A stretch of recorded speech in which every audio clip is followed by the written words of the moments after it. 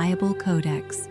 Ancient discoveries, modern revelations. A dove returns at evening with a green sign in her beak, and a flood remembers how to end. Deep in a Judean cavern, a lid gives way with the gentleness of a door that knows it is time. A reed lattice still firm, after ages stretched past counting, and a slip of ink repeats an old mercy, so softly the rock seems to lean closer. If a message slept that longed to wake now, it is not asking for applause, it is asking for trust. You would steady your hands, your breath would grow thin and bright, and the first word to leave your mouth would not be analysis. It would be thank you. Then questions would gather, not the loud kind, the kind that kneels and listens as if the cave itself still holds its breath. Evening brings the smallest proof a survivor needs, a green leaf carried by a messenger who knows where to land. And that is the sentence a family guarded by weaving a vessel that could argue with time. You can see it under a careful light, the cross weavers neat as a promise, the rim sealed with a resin that has turned to amber, a lid that still fits like an answer tucked over a heart. Beside the basket, a scatter of olive pits rest like punctuation, the simplest agreement between object and verse. What surfaced next would make even the careful lean closer, because the slip of writing inside was intact enough to speak of a bird and a branch, and an ending that feels like a beginning whispered sideways. Covenant does not always arrive with thunder. Sometimes it arrives like this, in a hand-sized sign that can sit in a palm or a pocket or a bowl near your sink. A bow in the sky comforts a field, a leaf in a mouth comforts a house. A cave kept both on your behalf, skywide and palm-sized woven together in the memory of a people who wrote down what you might forget, and then hid it where dryness can be kind. You are allowed to feel the distance between then and now like a long hallway, and you are allowed to walk it one breath at a time, a leaf at a time, because long hallways were made to be walked, not measured. Think of the instant their brushes froze, when the reedwork emerged from powder and the lid's edge caught light. Think of a gloved hand lifting, not to impress, but to be faithful to an agreement with time. Inside, a slip of words that remembers evening, a bird, a mouth, a leaf, and the sigh of a man who realized the waters had gone down. The smallest proofs are the ones you can carry without breaking them, the ones you can share without becoming a show, the ones you can repeat without running out of breath. A single leaf can close a chapter. Is what this looks like when you set it next to your life. You do not need a whole branch to sleep tonight. You do not need a boat to cross a kitchen. You do not need a library to say one sentence out loud before you answer a message. Your house does not want your eloquence as much as it wants your kindness, and kindness is easier to hold when it sits on a card you can see without squinting. Not every flood is made of water, and not every ending is a catastrophe. This is why an old leaf matters more now than it did yesterday. There is a flood made of noise that drowns gentleness faster than rain ever did. A flood made of urgency that erodes patience while the floor stays dry. There is a flood made of contempt that pushes you to sharpen every reply. The leaf that slept in a cave is medicine for those floods. It teaches you how to end a day without ending a friendship, how to start a sentence without starting a war, how to trust God to be the one who lowers waters you cannot command. Covenant writes its signs in the sky and in the hand so that hope can be seen and kept. A bow overhead tells a valley, a leaf tells a living room. If the sky is blocked by storm or roof or worry, a small token keeps the promise close enough for your next choice. Covenant writes its signs in skywide bows and in palm-sized tokens. If that token spent ages under sand to arrive on your countertop, the point is not how old it is. The point is how near it is. Nearness is the shape hope takes when it wants to help you breathe. Shove is the word that carries both the bird's return and your heart's homecoming. You can hear both in the story, wings in a dusk sky, and a person at a doorway saying, "It is time." A messenger's circuit from sky to hand, a survivor's turn from fear to belief, an evening that feels like a decision more than a time. A leaf in a beak is not decoration. It is policy for those who made it through. The slip in the basket keeps that policy in a hand older than the scripts you were taught, but the meaning is newer than your next hour. Not every law is a burden, some laws make rooms. Clean shall be the spring that holds living water is one of those lines. It does not restrict your life, it builds your life. Clean shall be the spring that holds living water. It says your house can host God without having to pretend to be grand. It says your table is allowed to be holy because God likes to eat with people who let him in. It says a basin is a teacher, and a stair can be a liturgy, and a door can be a prayer. It says you can set scripture under your feet and in your palm and let your bones remember faster than your mind. What the lamp revealed under careful eyes changed the room's temperature. Lab work converged on the same error from multiple angles. Fibers and resin less about romance and more about chemistry and patience. Ink that turned shy under time glowed enough under the right light to reveal shapes that belonged.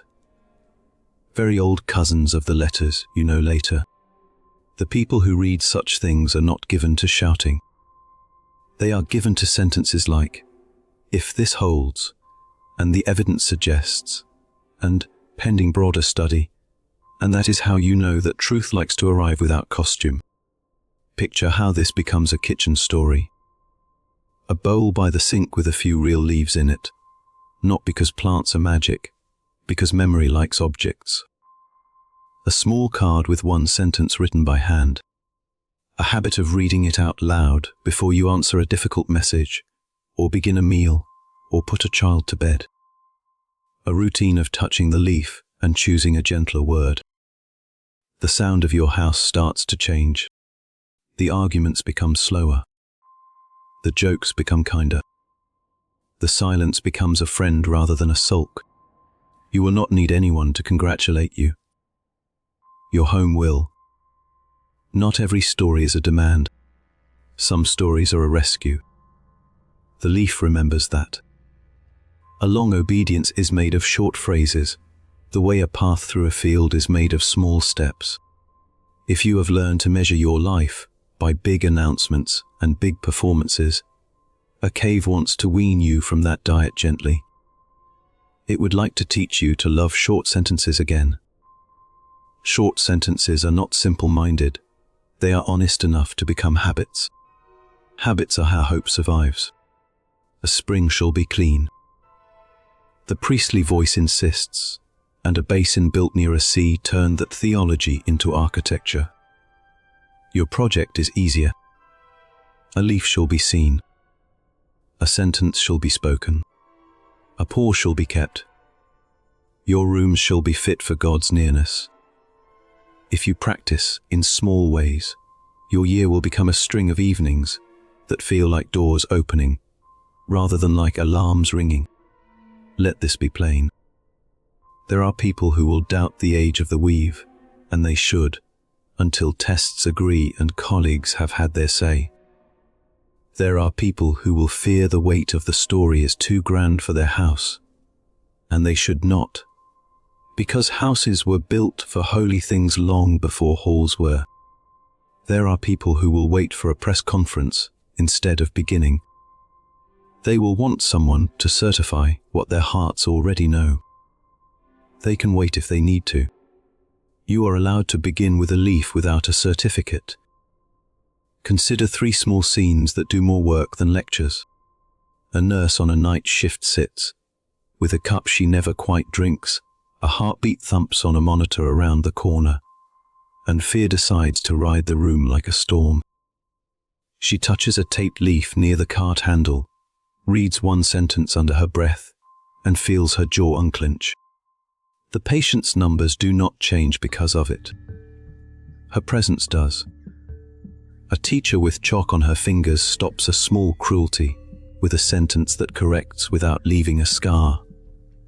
Because she glanced at a leaf taped above a board. The lesson plan does not mention mercy. Her voice does. A pastor in a room split by opinions holds a branch for a second, smiles, and begins with the line rather than with his points. You can feel shoulders lower a centimeter. That is how this works. What surfaced next in the dig was not the shout of a statue. It was a whisper of context that validates a story without turning it into a spectacle. The resin's composition matched what you would expect from a tree sap that ancient hands knew would harden and protect. The fibers, age sat in the range that makes humility your posture and wonder your first language. The slip of writing lined up in its own way, not perfectly, because old scripts like to be shy, but enough to suggest that a very old hand wrote early forms of shapes your eyes can still learn to love. The cave's air was kinder than most climates, as deserts often are to fragile things, and the lid did its work so well you want to thank it. What turns a basin into a promise? A sentence that refuses to grow old. That is true of a bath and a leaf. If your life has been waiting for a sign that your faith is supposed to be carried into kitchens and not kept on stages, your sign is older than stages and kinder than spotlights. The cave did not keep a performance safe for you. It kept a line. The only way to honor a line like that is to speak it as if your room could hear you. Let your practice be as unserious and as serious as this. In the morning, without fanfare, put a leaf where you will see it when you are most likely to forget who you are. At midday, read one sentence out loud before you check the thing that drags you underwater.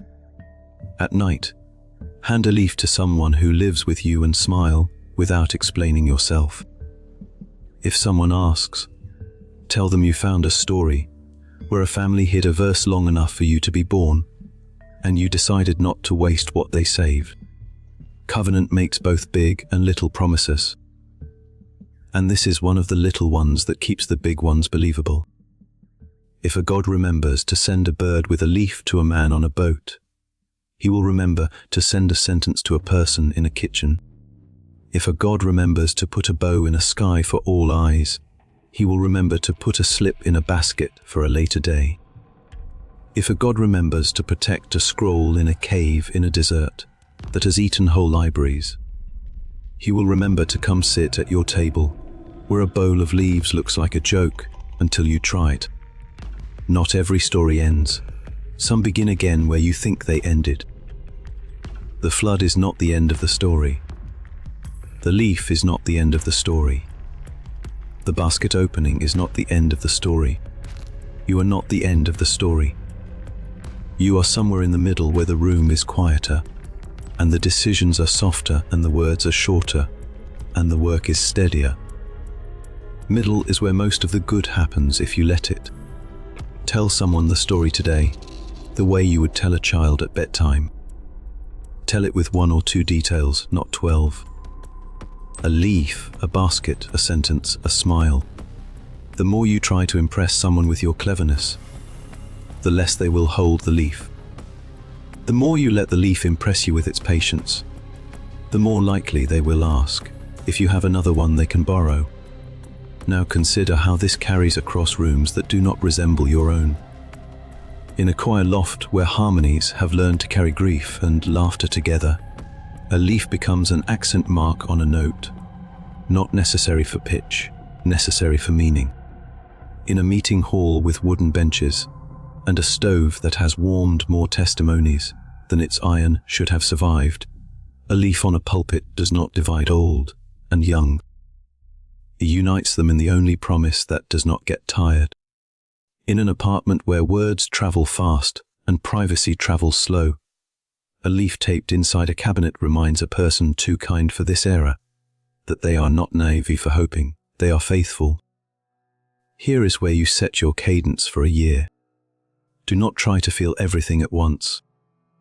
Do not try to fix everyone at once. Do not try to gather every leaf at once. Take one and act as if it were enough for one evening. Take another when you need to remember the next evening. You are not hoarding. You are practicing. There is a difference. Hoarding comes from fear. Practice comes from hope.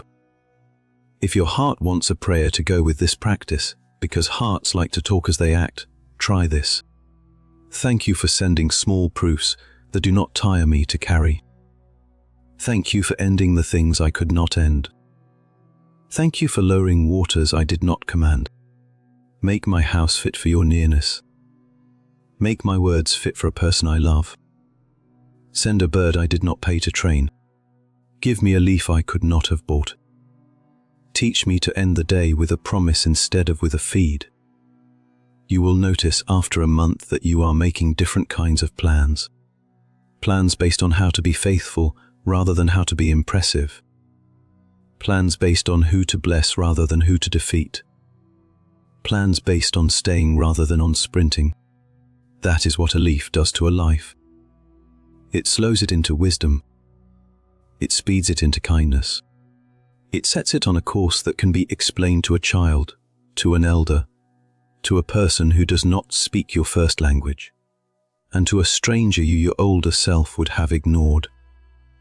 If someone says, "Why do you do this?" tell them a story, not a thesis. Tell them about a cave with a basket that lasted so long it began to look like a rumor until you touched it. Tell them about a slip of ink that said the evening can be safe. Tell them about a family who hid something for you before your people had a calendar.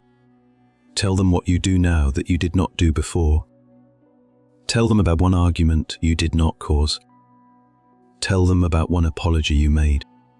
Tell them about a night you slept. Not every leaf is green. Someone might point out in winter, and they will smile like they have caught you. Not every leaf is green. Smile back. Leaves have colors for seasons.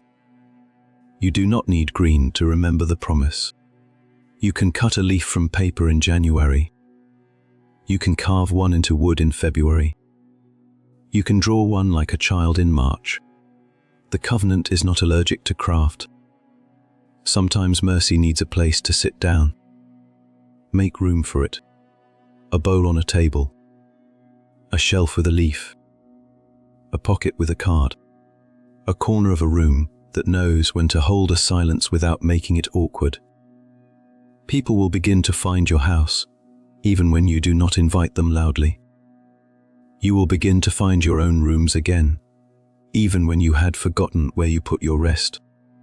This is the point where I tell you what to do when you fail at this, because you will, and that is not the end of hope. If you forget for a week, the leaf will not accuse you. If you shout at someone and remember the sentence later in the car, the leaf will not refuse to ride with you next time. If you make the leaf into a performance and your house begins to feel like a stage, the leaf will wait outside until you stop. Mercy is not fragile. It is patient. 2 or 3 more small pictures, and we will land this gently. A grandmother folds a letter into a recipe card box and slides a leaf on top, because in her mind faith is bread. A student sets a leaf inside a textbook, where a chapter on problems feels like a flood, and opens to it before a test begins. An old friend hands you a leaf at a funeral and does not speak. Every picture is made of the same few colors. Evening. A sentence. You may not have a cave. You may not have a basket. You may not have a papyrus. You have a house. You have a kitchen. You have a porch or a stoop. You have a car. You have a hand. You have a mouth. You have a leaf. That is enough to begin. If you wait until everything matches the scene in your head, you will wait until the leaf falls out of your memory. Begin with a leaf cut from a piece of paper. Begin with a leaf from a tree outside a store. Begin with a leaf a child hands you because it is pretty. This is a year when floods will try to convince you that they are in charge. They are not. They never were. They are mostly water or words. God is a person who keeps his promises. He is not the weather. He tells the weather where to go when it is done. He tells your fear where to go when it is tired. He tells the evening that it is safe to carry a bird to a window. You are allowed to end almost every day with this. A glass of water, a leaf on a plate, a sentence spoken without performing, a pause that lets the sentence build a small room in your chest, a thank you that is more like a sigh than like a speech. You are not becoming mystical. You are becoming human again. So this is the small plan that keeps promises large. Set the line where eyes fall without effort. Speak it calmly. Watch for small evidence. If it does not come today, try again tomorrow. If it comes, say thank you.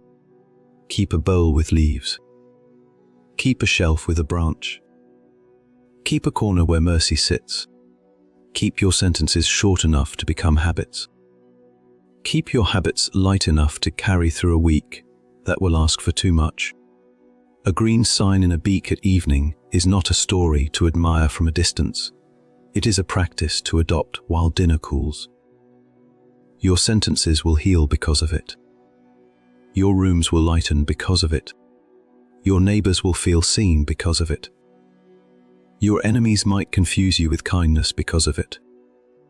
And the God who remembered a family in a boat will remember your address and continue to keep covenant without asking you to hold the river with your hands. Take one last look at the cave in your mind before you go back to your dishes and your messages. The reed lattice, the lid fit like an answer, the slip of ink saying what needed to be said and nothing more, the small seeds like dots at the end of a line, the quiet that is not empty, the air that is not stale, the patience that is not passive. Then come back to your table. Put a leaf where you can see it. Say the line as if your kitchen could hear you. Smile like a person who knows how to end a day without borrowing tomorrow's fear. And be at peace, not because the world has calmed, but because God has not forgotten how to send birds home with good news.